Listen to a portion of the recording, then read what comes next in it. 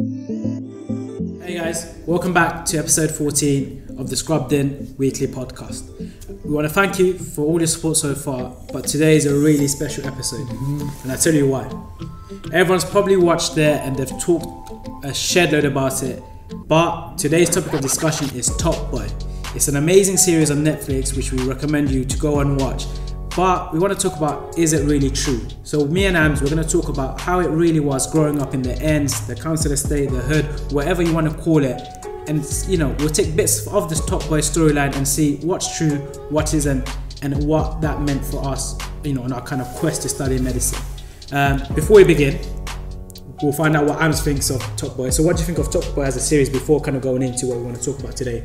As this whole series, right, I thought it was amazing. It was a good depiction of what life is actually like growing up in the ends, right? Especially the reasoning behind why some of the characters do what they do. And we'll go into that a bit later on. But I think it's a very good depiction. Obviously, some things are at an entertainment level and are at an extreme, right? But a lot of it, it's real, it's true. Like, there are real and honest reasons behind why some of the characters make the decisions they make. So I thought it was really cool in terms of entertainment, and I thought it was a good depiction of what it like. What do you think? What do you think about? I think before we even begin, it's important we kind of say that we don't promote, the behaviors, and we don't, say this is what you should be doing, X, Y, Z.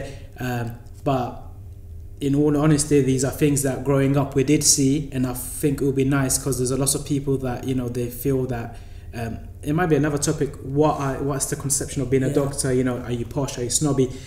So we're not promoting violence and drugs. We're just saying these are things that we grew up seeing, and probably shed a bit of like what it was for us growing in these environments. And if you think about it, the whole reason why we've achieved the dreams that we've had is because we've escaped that environment, and we weren't caught up in some of the traps that Top Boy as a series actually depicts. Some of the traps. So for example, our desire for cars, money, clothes, those sort of things, we managed to keep a hold of that and contain it. I think the whole, if you could describe Netflix, if you can describe Top Boy or us growing up in the, the environments we grew up in, and I'll try to refrain from mentioning names because they'll kill me on camera. But it's that whole old age problem. Everyone wants money, everyone wants power, everyone wants respect. Exactly. And when you're in such a environment where there's very minimal resources, there are only a handful of things where you can, without having any good education, anything, you can go out and attain those things. You can very easily attain money by drug dealing, doing fraud, X, Y, Z.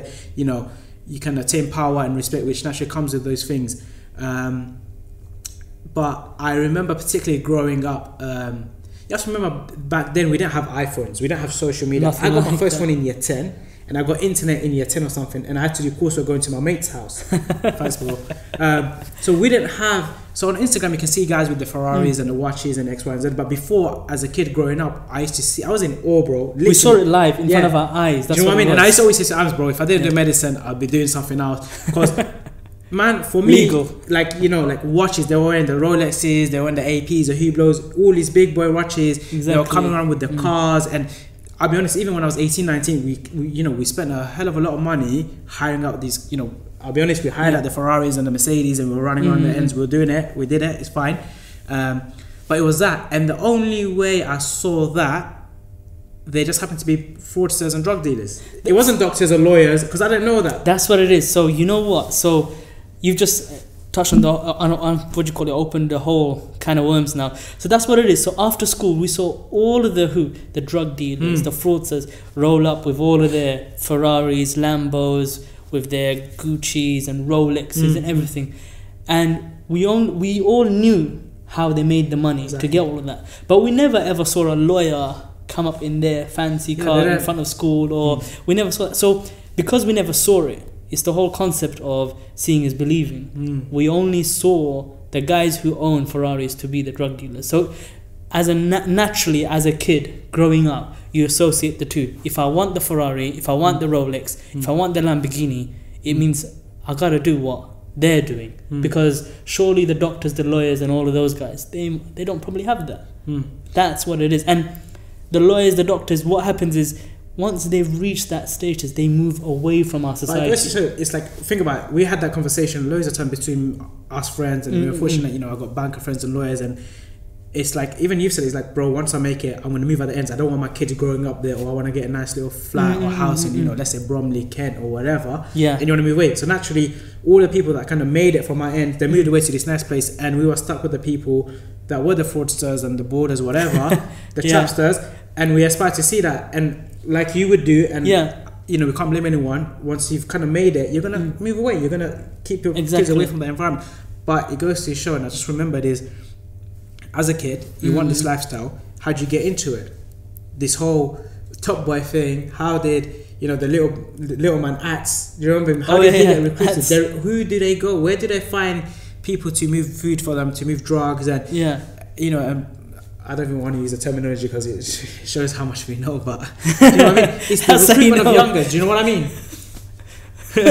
Anyways, that's exactly right. So I remember, right, you growing up in school as well. Again, it's the whole desire. We wanted the Rolex. We wanted to have the latest Nikes on our feet. We wanted to have all the latest gums and everything like that, right? And then when you've got someone offering you easy money, you're thinking, my parents could never afford to give me this. What? I've got the opportunity to get it. It must be normal. And that desire takes over. How old, bro? He was a little kid. They gave him a phone. They fed him a box full of chicken wings, and they gave him a couple of bills in it. They gave him £300. So any person that young, so there is, and we can say it, there is this targeting of young, vulnerable children who kind of aspire to be like you, who aspire to have what you have, and they're kind of exploited. And the film shows it very well. They exploit young children or young teenagers. Interestingly, you saying that. So I remember growing up through school, right? And obviously there were a group that were dealing and everything. And I was at one point approached, and it wasn't to actually deal or anything like that. It was to just hold their food. And it just goes to show, they came and approached me. I was never involved in that scene, never part of that scene. But they came and approached me and said, would you keep it for us? That's all you have to do. Just keep this large amount. Looking back, that large amount would have put me in prison for life. But they approached me. And I think me and you go by the same rules. It's because of the ethos, our morals, what our parents grounded us with, our ambition. I think deep down inside, we always had an ambition to achieve and move out and do all of the different things that we're doing now. And I think those factors kept us away. But then again, you're saying that, but then I think I'm assuming there may be this misconception that, kids that turn out to be drugs, gangsters, or end up, selling drugs and doing fraud and doing X, Y, and Z, that they come from broken homes, they come from unsupportive parents. But if you look at the story of Top Boy Ats, his mum was very supportive. She encouraged him to go to school. She ensured his clothes were clean. They cooked together. It was unfortunate she was a single parent, which is very common in these environments. But she was very supportive of education, and there wasn't any need for him to do it. It's only when immigration kind of got involved and basically meant she might get deported or she can't work anymore and she can't afford it. Then that little man or the little kid, he had no option but to pursue it. So it's all well and good to send morals and stuff like that. But he was a good kid. I guarantee you, if that had happened, he would have gone to school. Yeah, no, you're right. So the environment is a huge factor to it. Of course, his environment forced him to go. If you looked at it, he first actually didn't go on drug deal. He went and sold burgers. Exactly. He bunked school, he made burgers and sold it. I mean, that's genuine entrepreneurialism, and that was amazing. But obviously, that money wasn't enough for him. So then he was pressured and pushed into that scene and into that environment. So the environment, of course, is a huge factor. And I think the truth of the matter is, some of us won the lottery in that sense. Our parents protected us in a way that they were lucky and they won the lottery. So for example, for myself, I was ushered to and from school, right?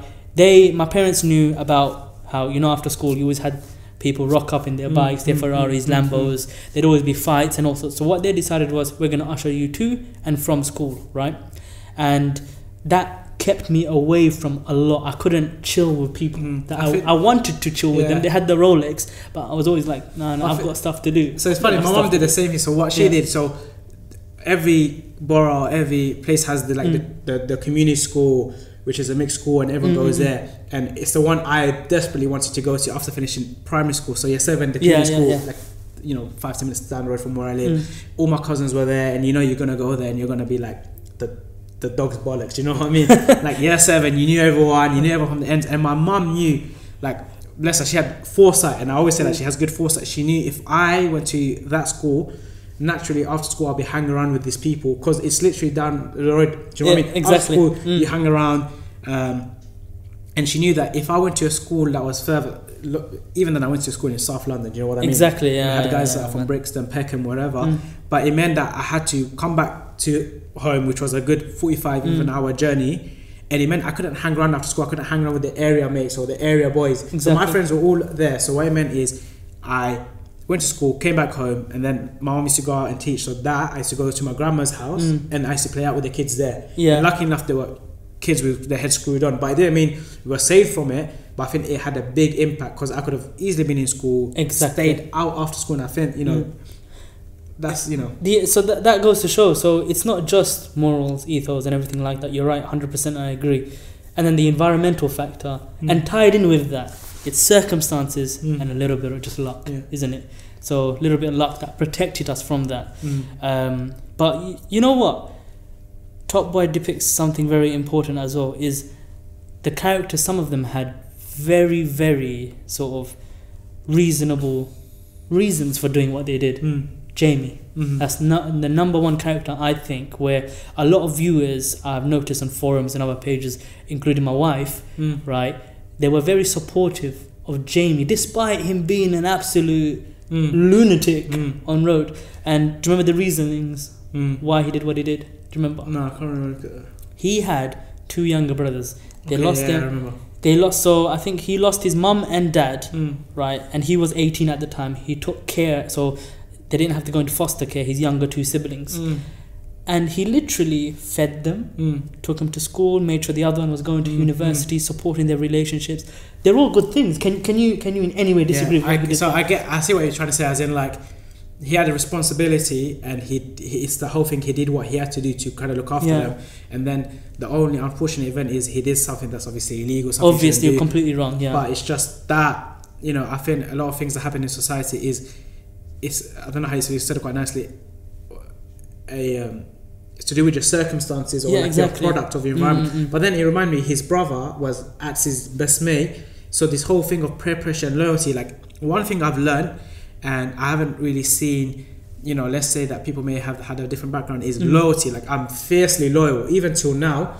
We have this sense of loyalty, and, like, I'm gonna back my boy, I'm gonna back my mate, like the society story. Exactly. When I was gonna walk out, you were gonna walk out. I'm gonna back it. And these are things that I think it's another topic where, the mentality of medics and the mentality of private school kids with state school kids. So we can have the debate, private school versus state school, and the arguments of that. But that sense of loyalty, even though Atz's mate, I can't remember what his name was. No, I don't remember. Jamie's little brother, but that's his mate. And out of, like, loyalty and a sense of pressure and, like, trying to help his mate, both of them ended up moving up north to move that bag of food, right? That bag of drugs, I mean.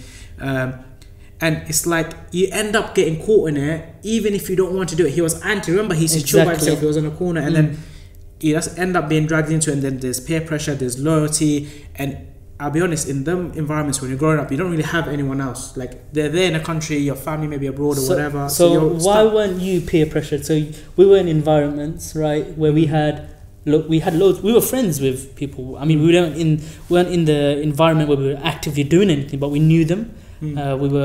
You could say we were on level terms with them. I think. But what saved you then? So the from peer pressure, them? I'll be honest, I hanged around with, not a bad crowd. I hung around with different sets of mates, even well into 1st, 2nd, 3rd year med school. I think my saving grace was they were good friends. They just ended up doing what they wanted to do. And it was basically, they didn't do one in GCSEs. They had no other options, and everyone wants a Gucci scarf. They want a Gucci belt. I was never, like, I wanted it, but the funny thing is, I wanted the Rolex in the cars. I didn't want the belts and stuff like that. I wanted the big stuff. Remember that time? Funny story, guys. 3rd year, 4th year in med school, I was bare stressed. So I went to the Rolex website and I was like, you know what? I'm just going to buy it. I don't think I need to finance it. We're going to buy it. We're going to go halves on this Rolex. Right? He wanted to go halves with me. And I was like, you know what? You're going to have to bring 5 grand. I'm going to do another 5. We're going to get the Rolex Daytona. Yeah? So that was... And not even the cheap Rolex. He wanted the really expensive, exclusive Rolex. I think... And I'm super grateful. I remember as soon as they knew that I wanted to pursue medicine and I did really well in my GCSEs, they kind of protected me. That's what it is. They rated it. If I was to be a lawyer, if I was to be an engineer or a software designer, I don't think I would have had it. They would have rated it. But as soon as they're like, yo, Abdul, you did sick in your GCSEs, you're going to become a doctor, you're going to make it at the end, we rate you. They protected me from it. So there wasn't this peer pressure. Like, don't get me wrong, I used to go back after uni and I used to read a book. I'd used to read newspaper and I used to get rinsed. Like, they used to take the mick out of me, like, oh, you're reading, you're such a nerd, you're such a professor. Like, they used to cuss me for reading books. But at the same time, they knew, like, yo, this guy has an opportunity to make it, let's do it. And they knew, like, and they would say, like, bro, look, we were dumb, we're caught up, we're used to a lifestyle, but you stay away from it. And it was like, bro, if you ever need anything, don't get twisted, like, they bought me whatever, do you know what I mean? I was looked after very well. Fed him. So good. That was it. It protected me just because I had the ambition and desire to be a doctor, and I love them for that. And they're like, bro, do you know what? But believe me, GCSE time, while revising, a couple of my cousins and friends were in fight. There was a massive beef going on, or like, I don't know what you say, like fighting. And I used to always be the mediator in it. So I remember I was getting calls non-stop for like a good week or two, trying to stop them from attacking each other. And you have to remember, these people are serious people. We're not talking about like videos. These are people they're going there to cause damage and harm. Exactly. So I'm on the phone trying to revise GCSE biology, and I'm like, bro, he said this, don't do it, he said don't, just trying to regulate it. So even if you don't want to be involved, you end up getting caught up in it. I was a guy, like, I don't want people to fight, whatever. That story is a mad story, man. Literally, within a few minutes, someone would have been hurt real bad. Do you know what I mean? And luckily, things got put into motion. You managed to use your good report skills to my charm, but like, good, do you know what I mean? Report. I think, let's go back to for digressing. It's the fact that I was in medicine. They respected that and they protected me for that. Hence why. And they knew I was loyal. Like, I'll back it. If something will happen, whatever, I'll do my best to help. But they knew I was doing something. They're like, you know what, Abdul? Something's happening, just go home, or like, you know what? Exactly. And you know what? Top Boy also depicts that. So one of the bits, right? If I forgot who it was, it keeps them away that you shouldn't be doing that. I think it was Renell from series 1 or something like that, where he's a good kid, keep him away from that. And the hoodman then wouldn't bring him in on what they were doing, on all the illegal activities they were doing. That was the same for school. I remember, right? It's weird. The stories are almost identical.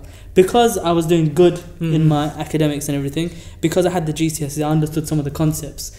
And a lot of the guys, they respected me for that. And they were like, no, you can't. Whenever, because in the playground we'd have certain bits, and I'd be like, let me just wander off around. They'd be like, what are you doing here, man? Go, man, move from here. You shouldn't be around these bits.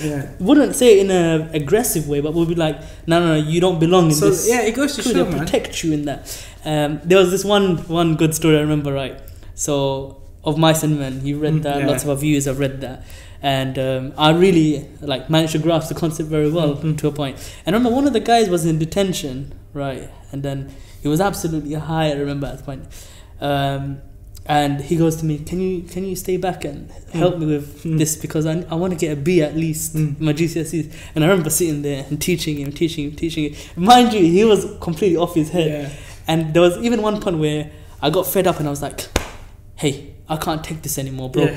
You need to go home, you need to sober up, and tomorrow we'll go through chapter 2 together.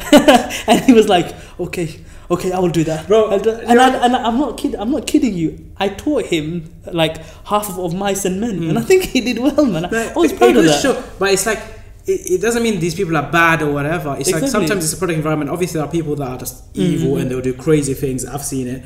But it's like, funny enough, it's like a lot of these guys that had, they were doing whatever they were doing. I used to tutor the little brothers.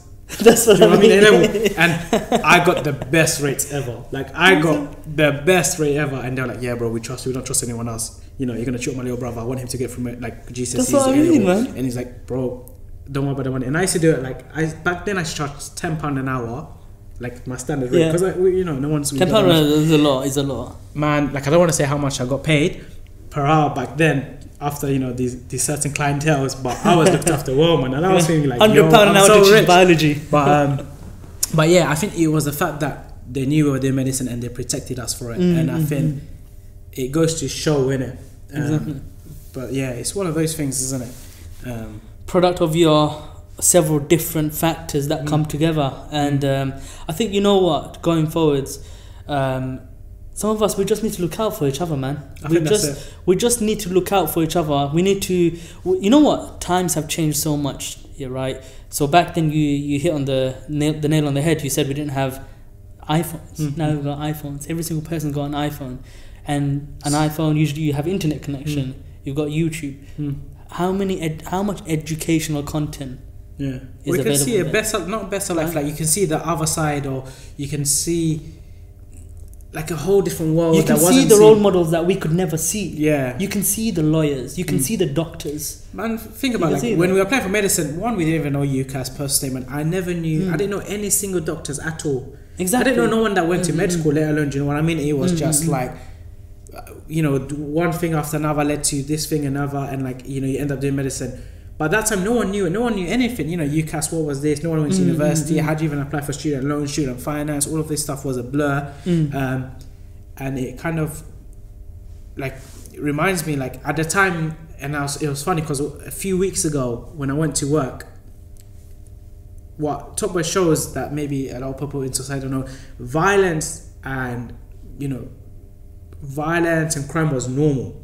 Violence and crime is still normal where I live. And I remember one day I woke up, because I travelled normally to Coventry in the morning, so I catch a 6 o'clock train. So around 5 o'clock the night before, outside my house someone got stabbed to death. In front of my house someone got shot to death, right? When I'm in front of my house, I open my door, there's police tape around my house. Living in summer house, man.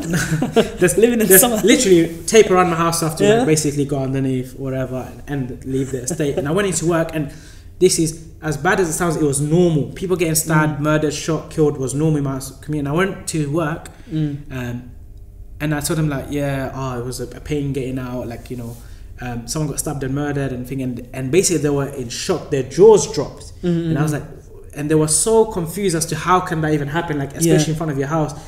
And I'm saying these are individuals that probably their parents were doctors or their grandparents were doctors. They came from a bit more affluent, privileged background. They were like, what do you mean? Are you not scared? How are you going to go back home? And I was like, listen, this is normal stuff. People are dying left, right, and center where we live. Yeah. It's normal stuff. So we're so used to being surrounded by death and violence. And Top Boy shows that, anything, people are being murdered, and, it normalizes crime and violence, which is very common. Think of how many stabbings and murders you hear every day in the newspapers in London. And I think maybe there's a bit of society that are oblivious to it, to understand how bad it is. To understand that it's a real depiction. This stuff is happening, and something needs to be done. Something needs to be done for all of those factors that we were mentioning to solve it. Yeah, we need to be active, because these people, and you have to remember the age of violence is becoming younger. These are not 21, 22 years. These are 13, 14, 15, 16-year-old kids, that are doing it. And I think we actively need to make an approach, because come on, man, losing life at that young age. Exactly, man. And you know what? That's why there's one piece of work that I love to do, and I love to encourage others to do. So one of the main things that you said is that we never saw the guys with the Gucci watches, the Rolexes, the Ferraris, the top-end jobs, the nice suits. We never saw them. The only ones we saw were the other extreme. So what I always encourage is, and I do it a lot, is we go into schools, let them see you. Let them see a doctor, a lawyer, an engineer, I think we should a manager of a retail centre, whatever job. It doesn't matter what you do, a businessman, a business owner. Let them see that. Let them see that you've done it the right way. And then what that does, then it sparks their ambition. It starts to then mold their ways. They start to focus. There's another way of getting what they want, and not kind of going down this route, which is probably the most easiest way to do it, really. Yeah, exactly. It's because it's easy money, right? But the funny thing is, the one thing for sure that is true is that bit. Do you remember that scene where Kano, Sully, innit? They call him Sully. Too young to know about Kano. So he goes to see Margate. Remember and they got racially abused? That happened to me and Amz. I don't know which episode it was. It was our first clinical placement. Episode the way 6 or something. They got abused, Sully and his little younger, me and Amz got abused the same. I don't think anything has changed. That stuff is true. So let's recap that story. Where basically, go on. Me and you, so it was quite late night on a Sunday. Me and Amz went to Margate Station. We were trying to go to the hospital accommodation, but we only had money for half the journey between us. So long story short, if you want to see the full story, it's in episode 1 of them. We'll put the link below. So we were going and we had to basically go to the hospital accommodation, which is like a 15-20 minute walk up a hill or whatever, and we tried to hitchhike. And as we were walking, this car pulled up full of, people that live in Margate. I'm not going to say what race they were from, but they saw these 2 Asian guys with brown curry guys in one hand and a bags. backpack, and they were like, and they were like, go this to your mom and this, that. And basically we were stunned for 5 minutes, and then we were so shocked we just laughed. We just That's laughed. what you did. We had to laugh. We had to laugh. So it is certain parts of Margate. Literally in Margate. We had the experience. So I feel for Sully and the little one. But yeah, they were racist, and I was just laughing when I saw it. I messaged. I was like, bro, this literally happened to us. But yeah, what other parts of Top Boy do you think we can relate to, or like it was a good depiction? I think there's a new series coming out. I saw it in the thing today. I proper enjoyed it, man. I thought it was a good depiction, but I can't think. So we talked about Jamie. We talked about the racism. We talked about loyalty. We talked about peer pressure. Friends. Chicken and chip shop. That guy, he got a box full of chicken and chips. I think that's about it, really. What we're trying to say is that some of it's real. Some of it is actually real. It's going on. And in your story of how when you told your other colleagues, they were shocked at it. It just shows that maybe people don't know that it's real. And that's why we're not solving a problem that's so blatant for us. I think a good thing is it does kind of show some of the problems society has, some of the problems that are rife in our community. And if we, that have kind of been educated, gone to university, can go back to these communities and become a good role model, that's enough for us. Obviously, in terms of entertainment-wise, it's very good because you can relate to it, and there's nothing like this that existed in it. They introduced this new genre of hood, this lifestyle, but it kind of did depict things that are happening in society, and if anyone is watching and they feel they can make a difference or they can go into these communities and help them, then I think it is an encouragement. It's a responsibility. If you've made it out of the hood, whichever way you've done it, right, and you're now in a job that's stable, that someone can inspire to, you should be going back to inspire. It's a responsibility. I agree. You've done so well. Everyone's invested in you so much that you should be going back and giving your hand to, even if it's one person. That's enough. Even if it's one. So I think to wrap up, I'd say to all our viewers that are maybe in this community, because I know a lot of people have reached out to us, and thank you for reaching out. Your environment is not a means, or your environment isn't a barrier to you pursuing medicine or any other subject by any means at all. Do pursue it, give it your all.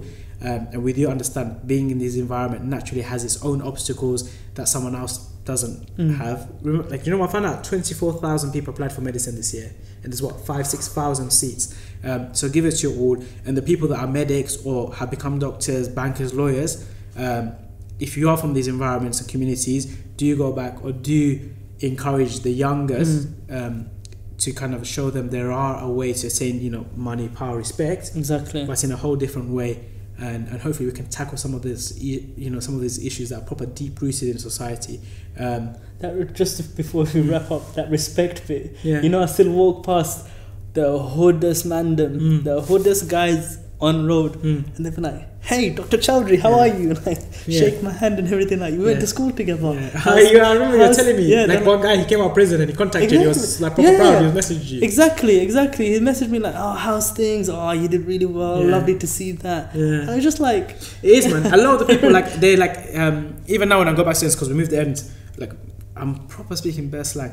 We moved areas, and when I go back, like sometimes I go back to see a few people, and they're like, "Yo, man, you like you made it," and they're so proud, man. They're like, happy, and it for makes you. me feel like, oh, do you know what? It was worth the hard work and grind, and I want to keep doing even better, and I want to encourage you. With this podcast, if there is anything, or like I remember me and Amz were talking, even if it encourages one person to pursue higher education, to pursue something other than the things that are so easily available, we'd be more than happy.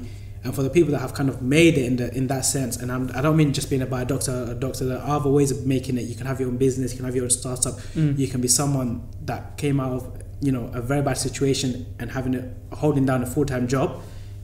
I urge you to go back to your community, encourage others, and this is one of the main reasons as to why we set up this podcast, to kind of encourage and inspire people. And you know, I feel everyone has the potential to dream and achieve. So on that note, we'll wrap it up. Hold on, one question. Are you silly or ashamed? Do you know who I am?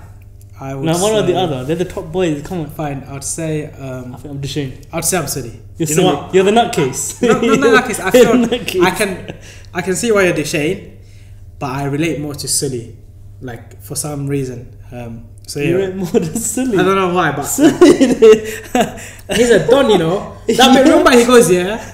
Listen, if anyone pulls up to you, if anyone says anything or says a dumb word or rolls up to you, like pulls a knife on you, straight, that's on-site beef. That's still the case today. You know what I mean? Yeah. Anyone says anything. Shane was the more tactical. No, so that's clever you're smart, you're tactical, whatever. Tactical. But remember that time in Margate when that guy, he cast you aside about the shirt you were wearing, and he was on-site beef. He's actually yeah, we can say this story before we wrap up. We apologize. One final story. You lovely doctor.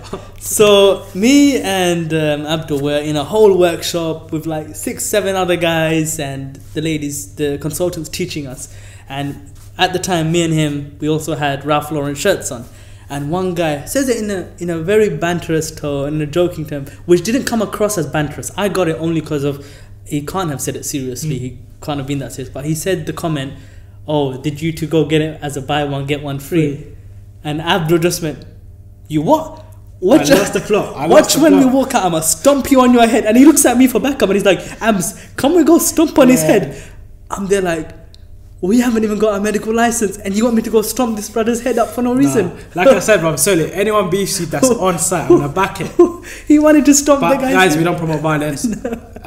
Sometimes you say things that are stupid. But we're gonna wrap up there before we say anything too much. Thank you for listening to this episode. We loved watching Top Boy. We loved making this. You may notice the episodes we're releasing are not medical related, just to the fact that we've noticed a lot more non-medics are listening and joining in on our podcast.